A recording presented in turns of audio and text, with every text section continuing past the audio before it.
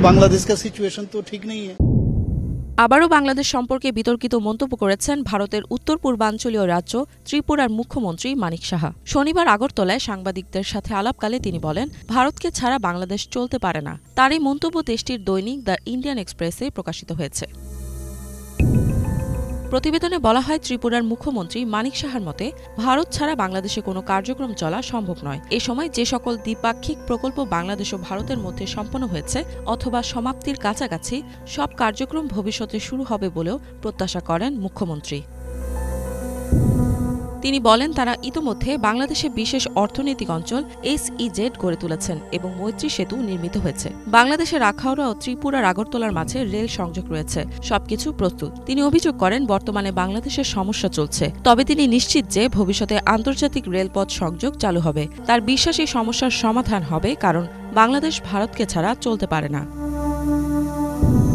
এর আগেও গত বছরের ডিসেম্বর মাসে ত্রিপুরার এই মুখ্যমন্ত্রী বাংলাদেশে অস্থিরতা চলছে বলে মন্তব্য করেছিলেন। সে সময় তিনি বলেছিলেন, ত্রিপুরাকে বাংলাদেশের সাথে সংযুক্ত করে হাতে নেওয়া বেশ কয়েকটি প্রকল্প সেখানকার অস্থিরতার কারণে বিলম্বিত হচ্ছে। তিনি আরও বলেছেন, উভয় দেশকে সংযুক্ত করে ফেনী নদীর ওপর নির্মিত মৈত্রী সেতু প্রস্তুত হওয়া সত্ত্বেও তা ব্যবহার করা যায়নি। এই সেতুটি 2021 সালে বাংলাদেশের পতিত স্বৈরাচারী শাসক শেখ হাসিনার আমলে উদ্বোধন করা হয়েছিল।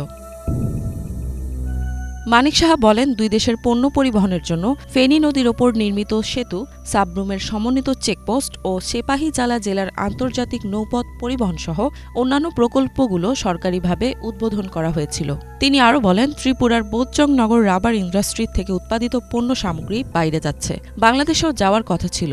আবারও তিনি দাবি করেন, বাংলাদেশের বর্তমান পরিস্থিতির কারণে এখন তাদের অপেক্ষা করতে হবে এবং তাদের ছাড়া বাংলাদেশের উন্নয়ন কোনোভাবেই সম্ভব নয়।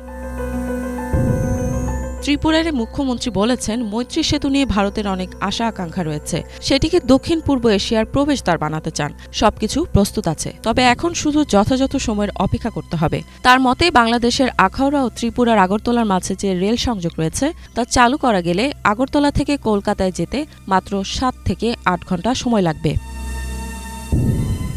ইফাত জাহান, বাংলাভিশন।